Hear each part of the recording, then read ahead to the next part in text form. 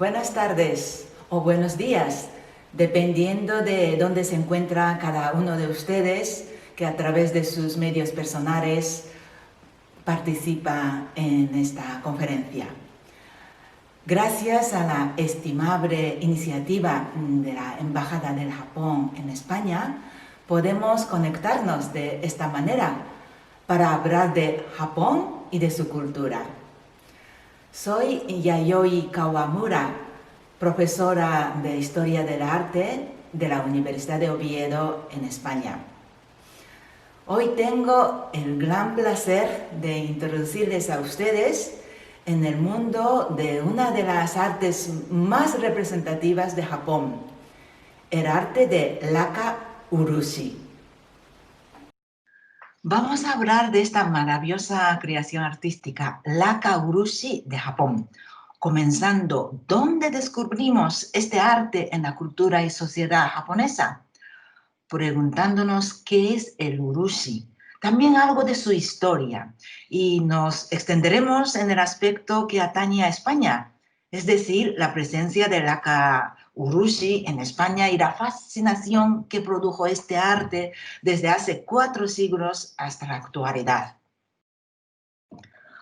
Cuando visitamos el Japón tradicional, el arte de la Laka Urushi se encuentra en múltiples lugares. Si visitamos una casa un día de fiesta, el anfitrión podría sorprendernos con estas comidas presentadas en los platos y cuencos de Laka Urushi. Un restaurante tradicional podría ofrecernos un almuerzo servido en este tipo de mesa individual de Laka Urushi con sus vajillas a fuego. O en la festividad de Año Nuevo, variados productos del mar y del campo se presentan en las cajas lacadas para celebrarlo en familia. Efectivamente, existe una gran tradición en Japón de usar piezas lacadas en la mesa. Este fuego sería para un lujoso banquete de una familia feudal en los siglos pasados. Son mesas, bandejas, platos, cuencos, copas, contenedores de líquidos o bebidas, hechos de madera torneada y tratados con la Laka Urushi y delicadamente decorados con partículas de oro. La belleza de la Laka Urushi se aprecia en el profundo lustre pulido de este cuenco negro. Este brillo parece que procede de la profundidad. Y al abrir la tapa, encontramos la agradable sorpresa de un interior decorado con motivos dorados, junto a una deliciosa comida maravillosamente presentada. Los japoneses, a lo largo de la historia, han creado un verdadero mundo sofisticado de deleite en torno a la comida, en el que la Laka Urushi tiene un papel relevante. Cuando los cerezos florecen, los japoneses celebran la llegada de la primavera y la belleza de lo efímero de esta espectacular floración. Entonces saldremos al campo con el almuerzo guardado en estos conjuntos portátiles de platos y cajas apiladas. Pero también la caja Urushi está presente en otros aspectos de la vida japonesa. El acto de escribir está acompañado de una caja lacada en la que se guardan los pinceles, tintas y todo lo necesario. Y las cartas o documentos importantes se guardan en unas cajas como esta. Y una caja de este tipo la está llevando cuidadosamente este joven en la fiesta de Gion de Kioto durante el desfile de numerosas carrozas, una de las fiestas más célebres de Japón, pues dentro lleva la credencial del paso de su carroza. Como si se tratase de un joyero, esta cajita guarda distintas peinetas y adornos de cabello de una dama de antaño. Y los caballeros galantes portaban estos estuches de Laka Urushi en las que llevaban su sello personal o pastillas medicinales. No nos olvidemos que el kimono, la ropa tradicional japonesa, no tiene bolsillos. Así que, pues, estos estuches, que se llaman inro, se colgaban del cinturón. Los incensos para ambientar la habitación o para el sofisticado juego y competición de acertar distintas fragancias de incensos se guardan en estas diminutas y delicadas cajas de gran imaginación creativa. En la conocida ceremonia del té, que representan el Sun de la cultura japonesa, la laka urushi también está presente. El té molido se guarda en un estuche lacado natsume. El anfitrión escogerá el estuche natsume más adecuado para cada ocasión. Todos delicadamente decorados con motivos dorados. Es la técnica más representativa de decorar el urushi, que se llama maki-e. De esta técnica hablaremos más adelante. Antaño, cuando no existía la electricidad, bajo la tenue luz de una lámpara, estos motivos dorados mostrarían un lustre grave, diría yo, muy propio del concepto de sobriedad y de la paz espiritual de la ceremonia del té. En el famoso escrito El elogio de la sombra, el autor Junichiro Tanizaki, hablando de la laca decorada con oro, dice lo siguiente: si rellenamos el espacio que rodea estos utensilios con una oscuridad total y los iluminamos con una simple linterna o vela, toda la estridencia quedaría soterrada y habremos conseguido objetos austeros, de grave dignidad.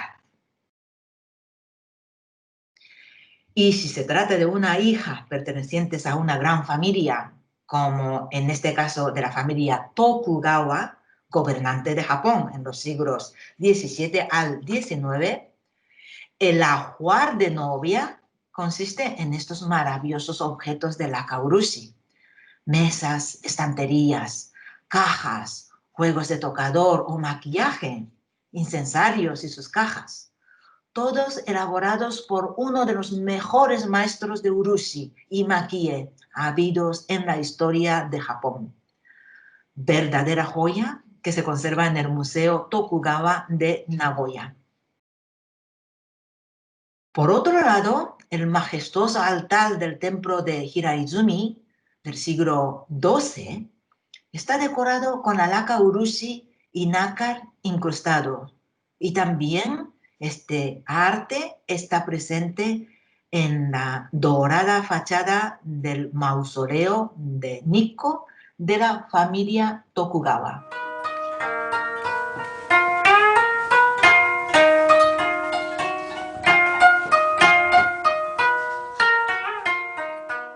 Pero ustedes estarán ansiosos de saber qué es el urushi y cómo se elabora este arte.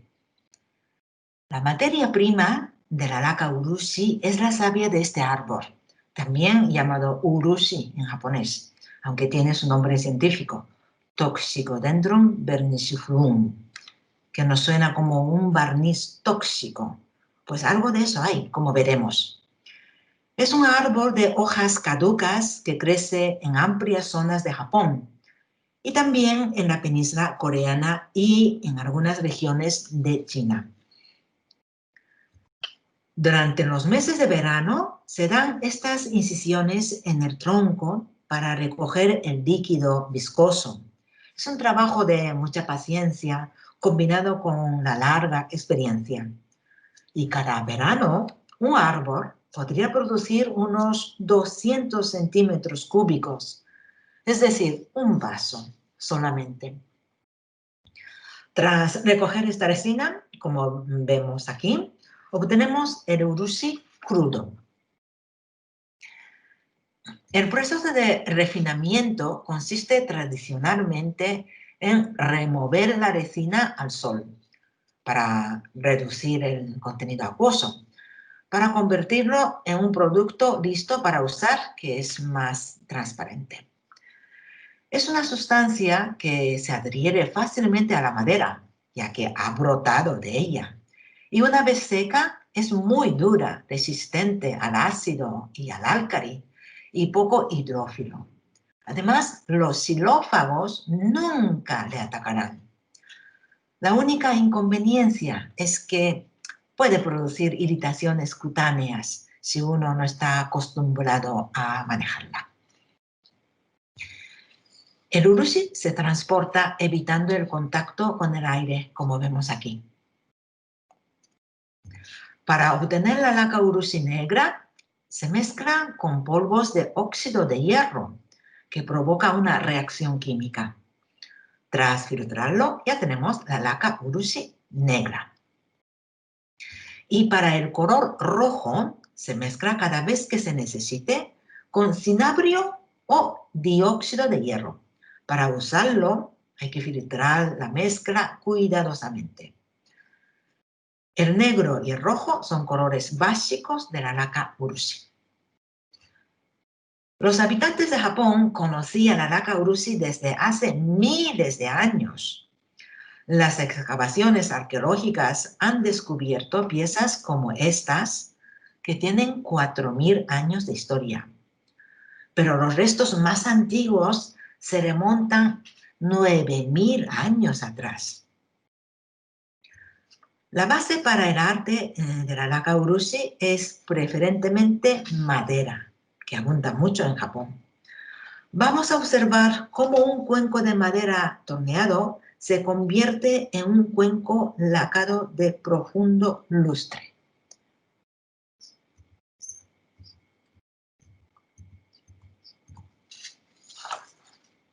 Pues se han dado muchas capas sobre la madera, ¿verdad? Las obras de alta calidad pueden tener hasta 20 capas de laca urushi o más, pero el tiempo transcurrido para obtener esta obra final habrá sido, en vez de unos segundos, como acabamos de ver, más de 2 meses. La base de madera recibe la primera capa de la laca urushi cruda. Después de un reposo y consolidación, se enteran aquellas zonas que más resistencia necesitan. Se adhieren a la tela impregnada de laca urushi, como estamos viendo aquí. Para las primeras capas, se utiliza una pasta de laca urushi mezclada con finísimos polvos terrosos. Este es el trabajo de la preparación de esa pasta. Las finas partículas terrosas son estas, y que se llaman tonoko y jinoko. Son tan finas como harinas de trigo. Aquí tenemos el cuenco con esa capa de pasta. Tiene un aspecto rugoso, ¿verdad? Pero no importa, ya que el proceso de pulido con piedra pómez humedecida dejará la superficie suave y uniforme. Quizás sea una tarea poco gratificante, pero el resultado final de intenso brillo depende de esta pacienzuda labor, el pulido de cada capa. Para ello, se tienen preparadas piedras con distintas formas, cada una adecuada a cada tipo de superficie, plana, curva o en ángulo, como indica este dibujo de la derecha inferior. Lo están viendo, ¿verdad? En las capas últimas más delicadas se usará el carbón vegetal para pulir. Se pule siempre con la ayuda de agua, eso sí. Después de superponer varias capas, llegamos a las últimas. Aquí se está dando la capa de la laca urushi roja, bien filtrada y libre de impurezas. La laca de color negro, que ofrece un brillo profundo de aspecto húmedo, se llama roiro. Es una de las características más apreciadas de la laca urushi.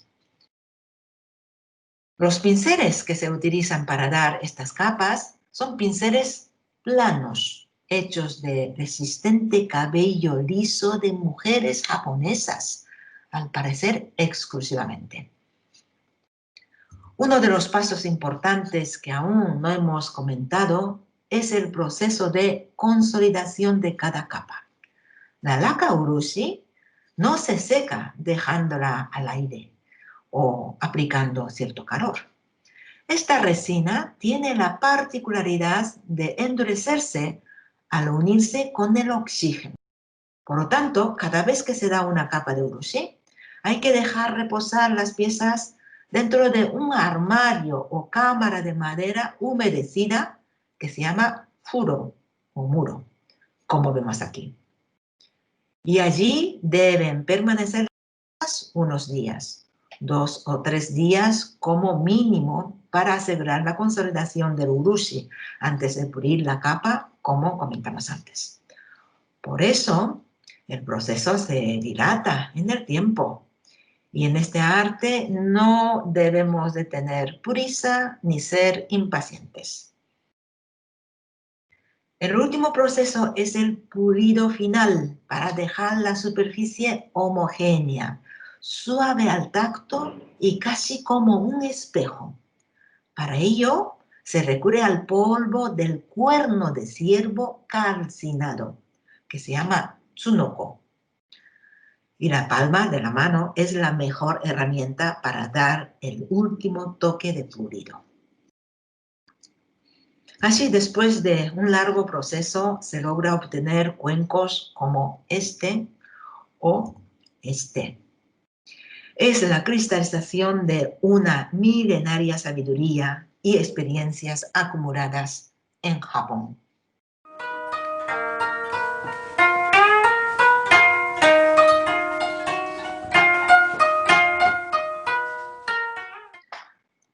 Ahora vamos a pasar a hablar de maquillé, la técnica de decorar la superficie con oro.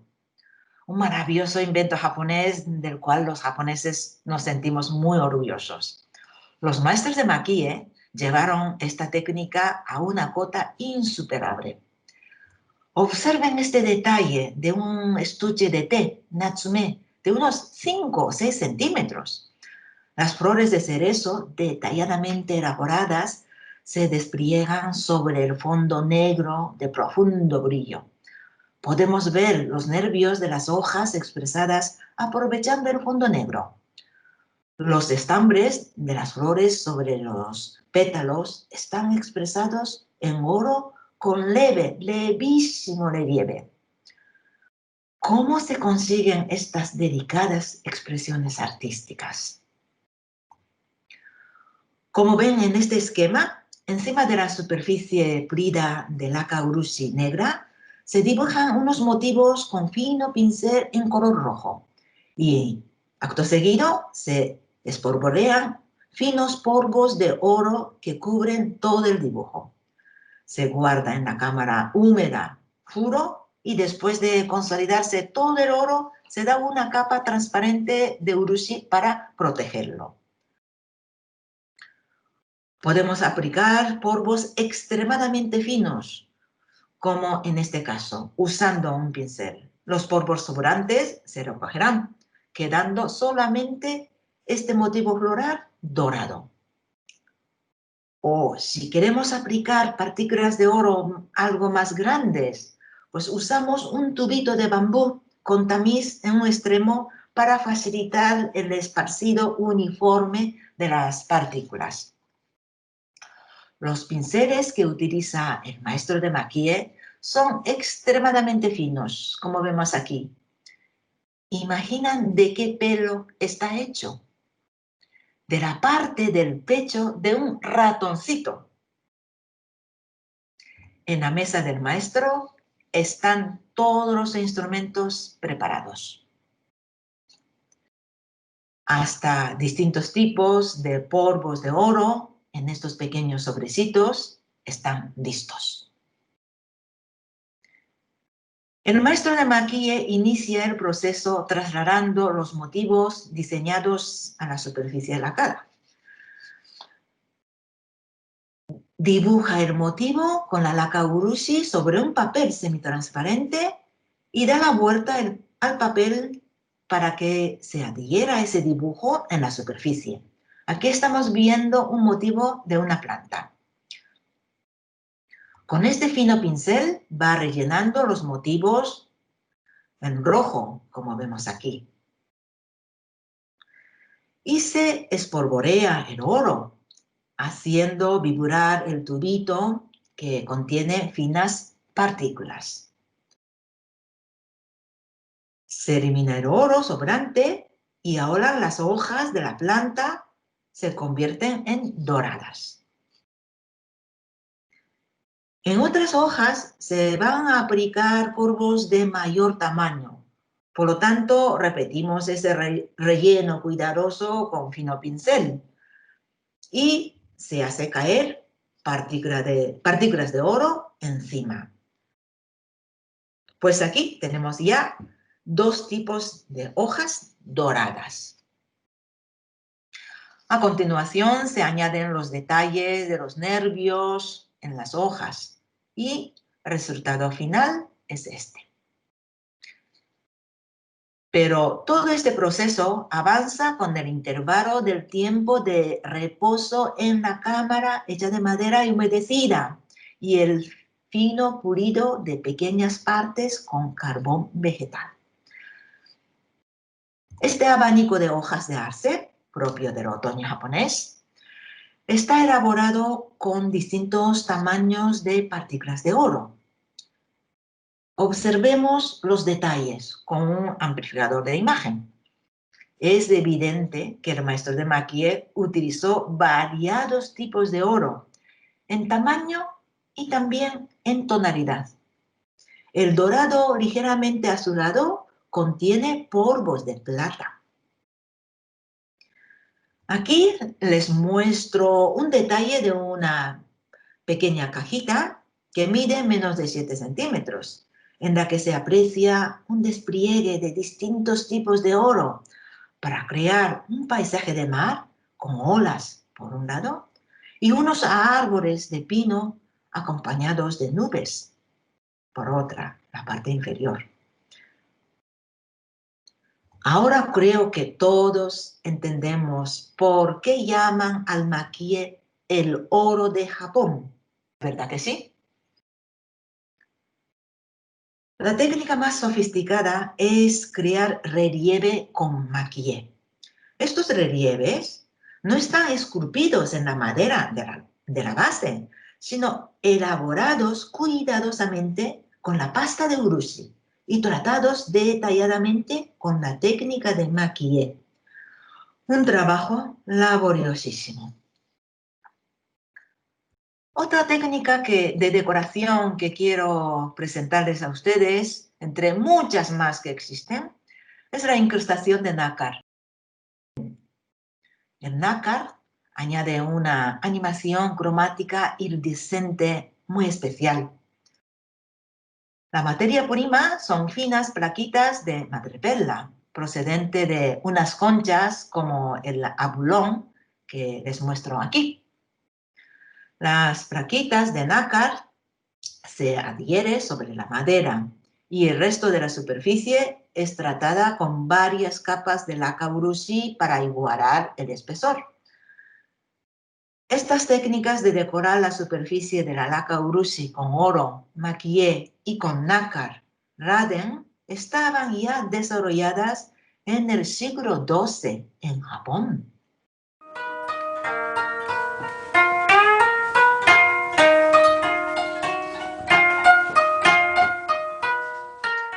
A continuación, quisiera explicarles a ustedes cómo los españoles tomaron contacto con este arte japonés y se fascinaron por él. Tenemos que remontarnos 4 siglos atrás. Nos toca hablar ahora un poco de historia. En la segunda mitad del siglo XVI, gracias al desarrollo de la ciencia de navegación, 2 grandes potencias marítimas europeas, España y Portugal, llegaron a Japón, cada país tomando una ruta diferente. Los portugueses, en primer lugar, a través de su base en India. Es la ruta señalada en azul. Y los españoles a través de América y Filipinas, cruzando 2 océanos. Es la ruta aquí señalada en rojo. Allí llegaron marineros, misioneros, cristianos y comerciantes de Europa. Los japoneses, sorprendidos y llenos de curiosidad ante la llegada de unos hombres de raza jamás vista, les bautizaron como hombres de Nanban, es decir, bárbaros del sur, por haber llegado de los mares meridionales. Y los pintores de Japón describieron la llegada de estos grandes galeones o naos al puerto japonés como vemos en este biombo.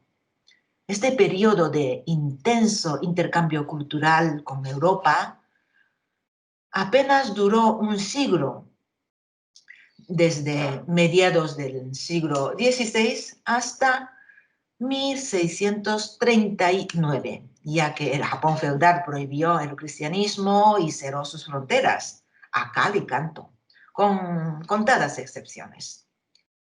Pero durante ese periodo del primer contacto y diálogo cultural con los españoles y portugueses en Japón, como vemos en estos detalles del biombo, la actividad comercial era intensa. ¿Qué tipo de mercancías transportarían estos hombres de Nanban? Por cierto, la nariz, que seguramente llamó enormemente la atención de los japoneses. En este otro biombo del mismo tipo, podemos ver una escena similar de la llegada y desembarco. Y aquí vamos a fijarnos en algunos detalles de las mercancías. Los objetos que aquí he marcado con círculos, más de cerca, son claramente identificables como de laca urushi. Vemos piezas circulares negras decoradas con oro y unas cajas apiladas también decoradas con maquillé dorado. Estamos asistiendo al momento en que los españoles y los portugueses conocieron la laca urushi y los apreciaron como objetos dignos de trasladarlos a la península ibérica. El monarca español de entonces, Felipe II, llegó a recibir a una delegación de jóvenes japoneses cristianos en 1584 en su palacio del Escorial recién terminado. Y según la crónica del jesuita Luis Royce, quien les acompañaba, los españoles entregaron a Felipe II unos regalos que eran objetos de laca urushi. Habla de una vasija para lavar las manos muy bien dorada con oro molido, que sería una pieza como esta de la izquierda, decorada de maquillé dorado. Y el otro objeto con muchas cajas apiladas y encajables, que al monarca le llamó bastante atención, que sería probablemente un conjunto de cajas para llevar la comida como esta de la derecha. Por otro lado, en varios inventarios de la realeza y la nobleza de la época encontramos objetos de laca urushi. En el inventario post-mortem de Felipe II, un documento valiosísimo que se conserva en el archivo del Palacio Real de Madrid, figuran una veintena de piezas laqueadas, así están descritas, que podemos interpretar perfectamente japonesas de laca urushi. Y además hay una pieza que describe claramente que llegó de Japón, exactamente en esta página. Ven la palabra laqueada y Japón.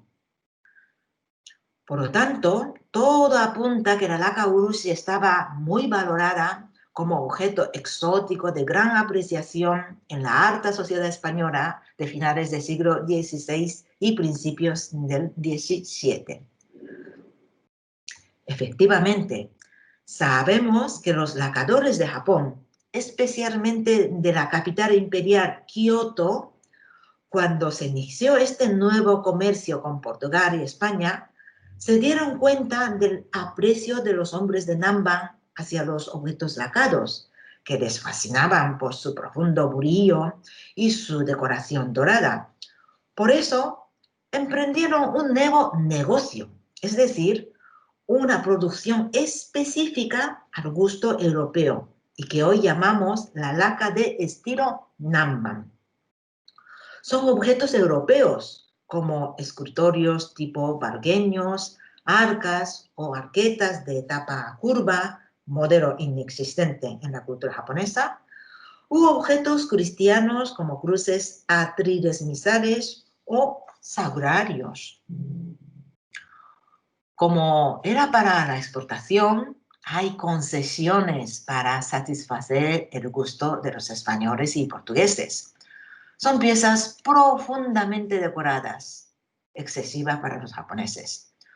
Los motivos están expresados con el maquille dorado combinado con la intensa aplicación de nácar, raden, de manera nada acostumbrada en Japón hasta entonces. Con un simple vistazo a un objeto destinado al mercado japonés de la misma época, la diferencia se nos hace evidente. El armario portátil de la derecha es para el mercado japonés, ajustando a su gusto. Y el detalle de la izquierda es de la laca Namban.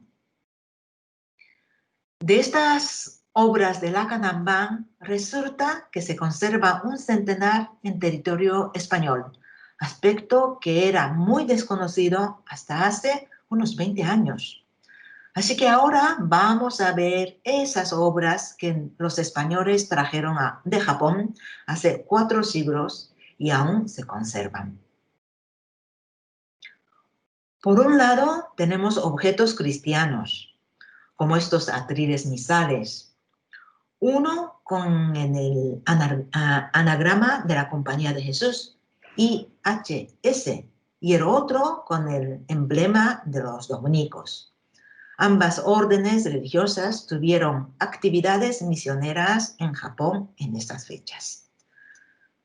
También un sagrario y una cruz. Estos objetos siguen conservados en las parroquias, catedrales o conventos donde fueron destinados al llegar a España hace unos 400 años.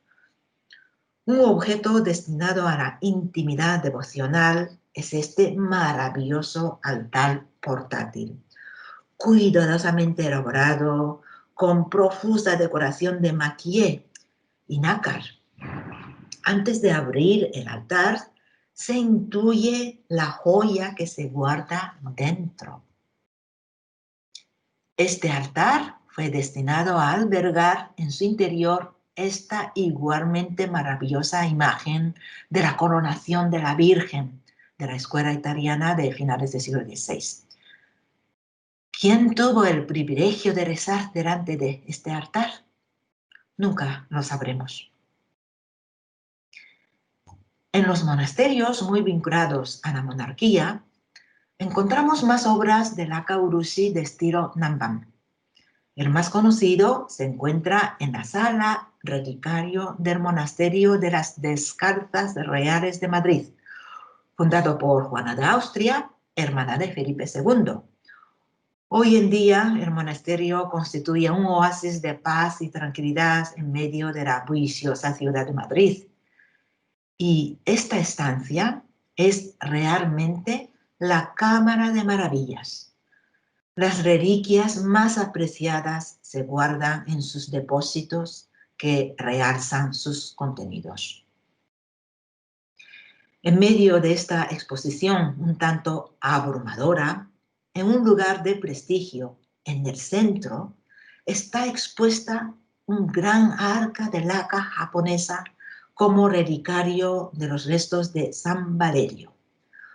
Todo apunta que perteneció a la emperatriz María, otra hermana de Felipe II.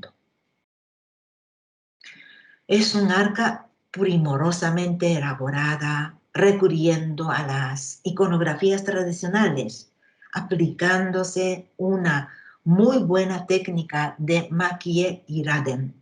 Además, por estar en una sala en la que no penetra la luz solar, pues los rayos ultravioletas son muy perjudiciales, y por ser un lugar tradicional de monjas, de poco movimiento de objetos, el estado de conservación es óptimo. No parece que tuviera 400 años. El lustre del Urus negro es profundo y los brillos de oro y nácar son sorprendentes. Otro monasterio de fundación real, la Encarnación de Madrid, promovido por Margarita de Austria, reina consorte de Felipe III, a principios del siglo XVII. Allí también encontramos otra cámara de maravillas, Sala Relicario. En él se guarda este arca de Lacanambán, de tapa plana. Igual que en el caso anterior, se trata de una obra de arte cuidadosamente elaborada y de muy buen estado de conservación, como estamos contemplando. Por otro lado, en el conocido convento de Santa María de Guadalupe, en Cáceres, España, muy promovido por la monarquía en los siglos XVI y XVII, también hallamos una capilla relicario, en este caso octogonal y datada de la época de Felipe II. Allí, encima de las estanterías clasicistas, encontramos hasta 4 arcas de laca urushi convertidas en relicario. Verdaderamente una densa presencia de este género. Pero la mayor sorpresa se encuentra en el mundo conventual y monacal femenino detrás de las rejas. Este escritorio lo conservan las franciscanas de Sevilla. Además, lo sigue usando para guardar los paños litúrgicos. Durante siglos, sin percatarse las monjas de su naturaleza ni origen, lo han cuidado y siguen cuidándolo aún ahora. Es un modelo de mueble característico de España, con numerosos cajones. Cada cajón está decorado con un motivo diferente de los demás. Son motivos evocadores de la naturaleza japonesa. Flores de cerezo, de la primavera japonesa, flores de campanilla, de otoño. Y también hay escenas acuáticas de verano y hojas de arce de otoño. Y en otra comunidad sevillana de las Comendadoras del Espíritu Santo, hallamos este arca japonesa convertida en arca eucarística. La cruz y los adornos de plata fueron añadidos muy probablemente en el virreinato de la Nueva España, actual México. Son los testigos de la ruta transpacífica y después la transatlántica que tomó la obra. Otra sorprendente obra, Sagrario, la encontramos literalmente detrás de las rejas de un convento. En este caso, las franciscanas de Alcalá de Henares. Resulta que se trata de un escritorio transformado en sagrario, con este añadido espectacular que corona el conjunto. Es más que probable que esta transformación y los añadidos de plata fueran ejecutados en la Nueva España. Al visitar la parroquia segoviana de Santa Eulalia el día del Jueves Santo, otra sorpresa nos depara. El monumento que se coloca en un altar lateral consiste en esta arqueta japonesa de estilo Nanban. Desde tiempos atrás, quizá del siglo XVII, los parroquianos repiten este gesto anualmente. Es un claro signo de la alta apreciación otorgada al arte de la laca urushi en la sociedad española. Es una preciosa caja de maquille digna de tal destino. pero existen más parroquias que tienen la misma costumbre ancestral. En la Sierra Riojana se encuentra un pequeño pueblo, Pedroso. Allí también una vez al año expone esta gran arca japonesa como monumento del Jueves Santo. Desde luego, un destino privilegiado y por esta razón se ha conservado hasta hoy en día después de 400 años. Sabemos por lo menos otras 2 parroquias más que siguen usando un arca japonesa para el mismo fin. Una es de Miranda de Arga, en Navarra, y otra de Ayamonte, en Huelva. Además, ambas arcas comparten esta característica de llevar adornos añadidos de plata americanos, evidenciando su largo viaje a través de Manila y México. Tal vez ustedes estén pensando, ¿no se conservaría estas piezas en las casas particulares? Pues sí, aunque en el mundo particular pueden experimentar más movimientos debido a las herencias e incluso enajenación y venta al mundo del comercio de arte. Afortunadamente, hay familias que conservan con sumo cuidado estas obras japonesas. Conocemos, por ejemplo, este arca, que pertenece a un miembro de la familia Alba, que se hallaba en el Palacio de Liria hasta hace relativamente poco tiempo. Tanto en el exterior como en el interior se aprecia ese despliegue de motivos vegetales con partículas de oro. El hecho de estar vinculada la obra a la Casa Ducal de Alba es otra evidencia de la gran estima que provocaron estas obras en la realeza y nobleza. Los herederos del Marqués de Santa Cruz y Ducado de San Carlos conservan otra arca japonesa de considerable tamaño, de estilo Nanban tardío, en el que los motivos se hacen más espaciados, como vemos aquí. Sin ser poseedora de grandes títulos nobiliarios, en una casa histórica de la provincia de Sevilla, también encontramos este coqueto escritorio, en pleno uso además, pues dentro se conserva el árbol genealógico de la familia desde 1523. No quiero exponer una visión de que la laca Urushi fue apreciada solo en España. Otras obras de laca Urushi Nanban también se conservan en el mundo portugués. Las naos lusas las trajeron al puerto de Lisboa hace 4 siglos. Mientras tanto, otros países europeos también participaron en este fenómeno de fascinación por la laca Urushi, un poco más tarde que España y Portugal.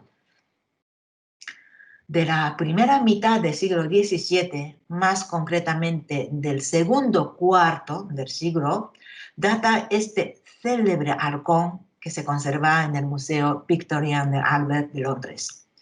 El llamado halcón Mazarino, por haber pertenecido a la familia de Cardenal Mazarino, primer ministro de los reyes franceses, Luis XIII y Luis XIV. Una maravillosa obra. Se desarrollan unas escenas literarias expresadas con sofisticadas técnicas de maquillé elaboradas por uno de los mejores talleres de laca Urushi de Kioto. Minuciosas figuras y paisajes de un ambiente cortesano medieval detalladamente trabajado se despliegan en la superficie.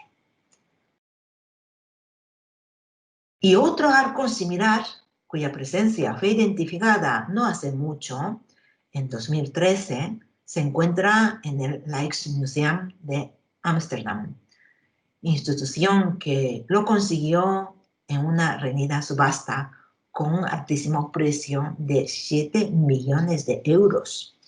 Probablemente formaba un conjunto con el anterior arcón de Victoria and Albert.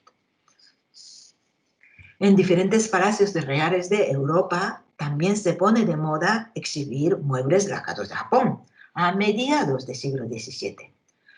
Estos son casos de los palacios de Berlín, La Haya y Copenhague, pero hay más ejemplos. El castillo de Windsor de Inglaterra también conserva un par de estos muebles. El estilo se va alejando de estilo Nanban, de esas obras que acabamos de ver en España, sino que es un estilo en el que el fondo negro es más dominante y que se prefiere paisajes como motivos decorativos. Ahora daremos un salto de un siglo y vamos a visitar la colección de la laca japonesa de la reina de Francia, María Antonieta. Estamos ya a finales del siglo XVIII. Se trata de un conjunto delicioso. Quizá este adjetivo, delicioso, sea el adecuado. Son mayoritariamente piezas de pequeño tamaño, de formas diversas y capas, primorosamente elaboradas, muy del gusto rococó. Apetece tener uno en el salón de nuestra casa, ¿verdad que sí?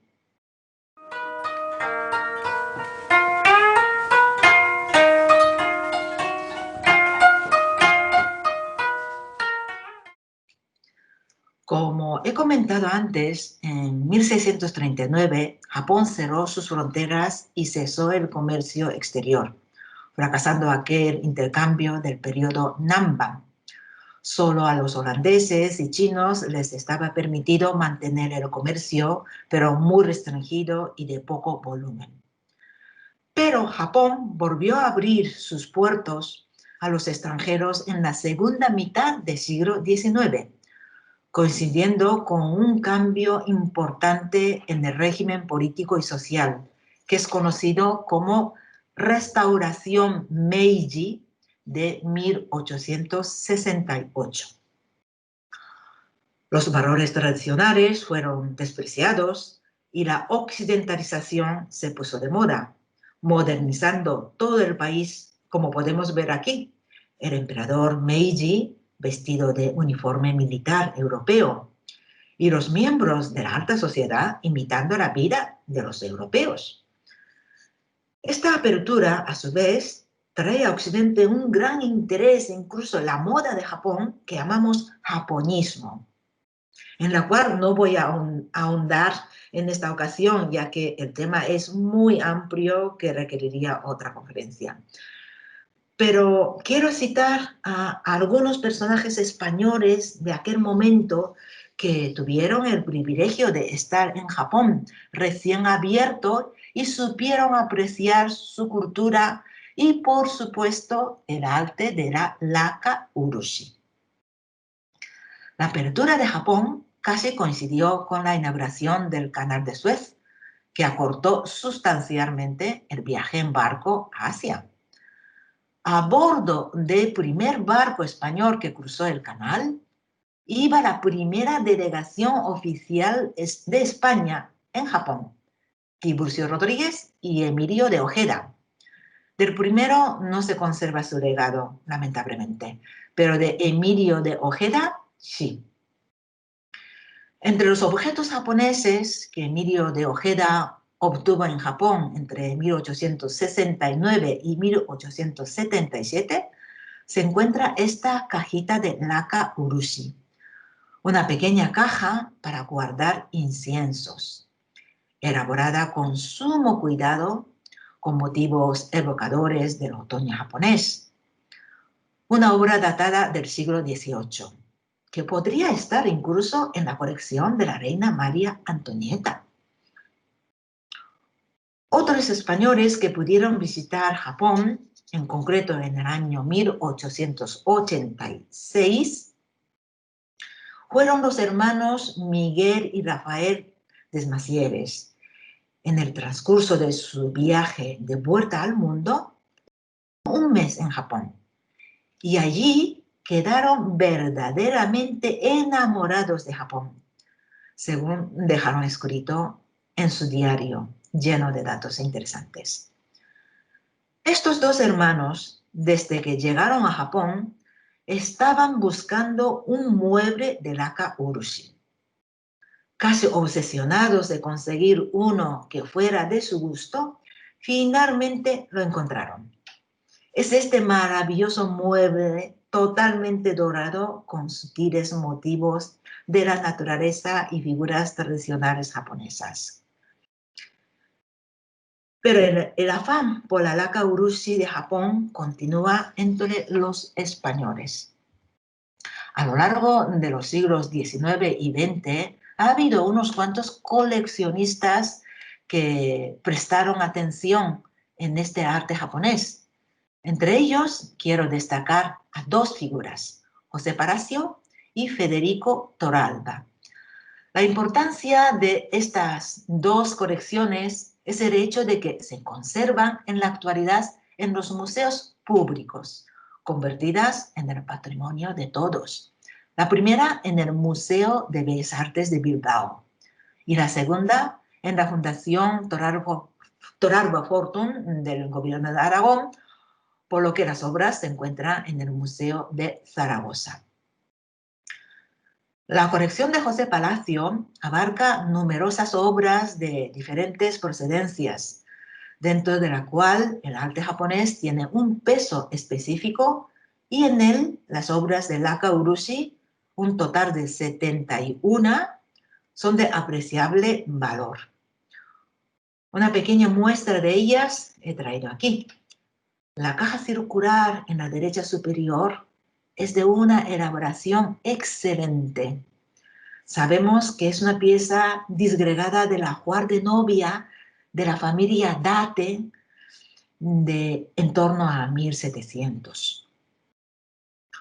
Por otro lado, la colección de arte japonés de Federico Torralba, catedrático de Historia del Arte de la Universidad de Zaragoza, contiene más número de objetos de laka urushi, un total de 216 cajas de distintos tamaños y forma, bandejas, pequeños muebles, etc. Y es de destacar el conjunto de 72 estuches colgantes Inro, un género muy apreciado por los coleccionistas. Aquellos estuches que los hombres llevaban colgados del cinturón para llevar su sello personal o pastillas medicinales. ¿Se acuerdan? ¿Verdad? Pero aún no podemos cerrar esta relación entre España y Japón a través de la laka urushi. Durante el siglo XX hubo artistas que se interesaron en la técnica de este arte y la apropiaron para sus creaciones artísticas propias. Este foco se sitúa en Barcelona. La historia se remonta a la figura de Sugawara y su asentamiento en París. La técnica de laka urushi no era conocida en Europa durante la Edad Moderna, aunque hubo intento de imitar objetos lacados de Japón recurriendo a otros materiales. Sugawara fue quien transmitió por vez primera la técnica de laka urushi a Occidente en la primera década del siglo XX. La irlandesa Erin Gray y el suizo Jean Dunant aprendieron esta técnica en París. Y Jean Dunant supo adaptar este arte a la demanda artística del momento. Paneles, biombos, mesas y otros objetos del interiorismo. Y todo apunta que en el taller de Dunant estuvo un artista catalán, Lluís Bracons, quien inició la aplicación de laka urushi en su creación artística en Barcelona, muy en la línea de Jean Dunant, de estilo Art Deco. Su pareja Enriqueta Benigani y un alumno suyo, Ramón Sarsanedas, continuaron este arte. Especialmente la contribución de Ramón Sarsanedas es muy importante.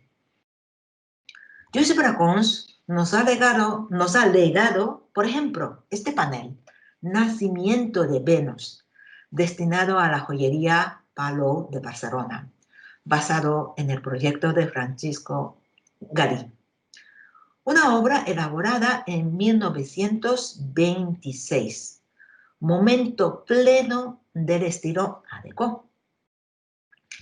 Y una lámpara para la exposición de muebles de 1923, o una copa lacada, probable obra conjunta con su mujer, Enriqueta Benigani.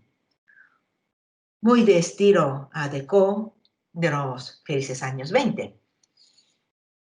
Por otro lado, Ramón Sarsanedas, quien inició el arte de la laca Urushi con Bracons y con más aprendizaje por sus propios esfuerzos personales, en su etapa parisina, durante la Guerra Civil, era capaz de elaborar un mueble de considerables dimensiones como este, que estamos viendo a la izquierda de la pantalla, para Joseph Tarradellas.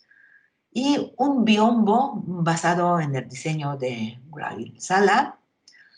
Asimismo, colaboró con el joyero Manuel Capdevila para una serie de broches que se presentaron en el Salón de Otoño de París de 1938. El mayor mérito de Sarsanedas es que, a pesar de las grandes dificultades en la posguerra, nunca dejó su interés en el arte de la laca Urushi, pues cuando se incorporó en la Escuela de Arte Massana de Barcelona como profesor, supo transmitir a la siguiente generación este arte. Aparte, continuó colaborando con varios artistas de Barcelona, como Josep Granier, Francesco Camps y Rivera, Javier Nogués o Susina Amat. La enseñanza de Sarsanedas recaló en Barcelona. Tras él, nacieron más artistas que se dedicaron al arte de la laca Urushi e incluso tomaron contactos directos con Japón, como Luis de la Arena, Conrad Cardús, María Rosa Andrés, Ana Cervelló, Joana Vilalta, Montserrat Quintana y Teresa Sardá. En la actualidad, la clase de laca continúa en la Escuela Massana y también existe la Asociación de los Artistas Lacadores, Asociación Cultural per l'Estudi del Arte de la Laca, un activo grupo que continúa con el arte de la laca Urushi en Barcelona. Por último, quisiera mencionarles que con el apoyo de la Embajada del Japón, Fundación Japón y el Ministerio de Cultura del Gobierno español, pudimos celebrar en el Museo Nacional de Artes Decorativas de Madrid la exposición Lacas Nanban, Huellas de Japón en España, que fue inaugurada con la estimable presencia del entonces Su Alteza Imperial, Príncipe Naruhito, el actual emperador de Japón. Esta exposición marcó un punto y aparte sobre el reconocimiento del arte de la laca Urushi en general y de la laca Nanban en particular. Fue el año 2013, dentro del marco de la conmemoración de los 400 años del viaje de la embajada de Hasekura a España. A raíz de este acontecimiento pudimos organizar un taller para la restauración de los objetos lacados japoneses en el mismo Museo Nacional de Artes Decorativas, contando con la presencia del experto en la materia del Instituto de Investigación de Patrimonio Cultural de Tokio, Tobunken, señor Yamashita. El año siguiente, el Museo de Bellas Artes de Bilbao, en la exposición Arte japonés y japonismo, hizo destacar las obras de laca Urushi de la colección Palacio, a la que hemos aludido antes. Y en 2015 y 2016, La institución Príncipe de Viana y el Museo de Navarra promovieron el estudio y restauración de las obras de Lacanamban conservadas en Navarra, y su resultado fue expuesto en la exposición Lacanamban, Brillo de Japón, en Navarra. He de decir que en la actualidad existe un creciente interés en el arte de Urushi desde el punto de vista artístico y también de la ciencia de restauración en España. Este creciente interés en España en el arte de la laca Urushi es respondido además por las apreciadísimas visitas del maestro Kazumi Murose. Es el tesoro nacional viviente en la especialidad de maquille, por lo tanto, la máxima autoridad en el arte de maquille. Como podemos ver aquí, ofreció en Barcelona conferencias y talleres con el apoyo del cónsul del Japón. Y también en Pamplona, donde hay un núcleo de interés a raíz de la exposición antes comentada con la colaboración de Fundación Japón. Ocasión que sirvió para que algunas obras de Laca Urushi fueran examinadas por el maestro Kazumi Murose y por Tasuku Murose. Estas visitas, sin duda, estrechan aún más las relaciones entre ambos países a través de un tema común, que es el arte de la laca Urushi. Esto ha sido todo lo que quería contarles. Espero que les haya servido para acercarse a este arte de la laca Urushi, arte que representa la cultura japonesa y tiene un vínculo antiguo con España. Muchas gracias por su atención.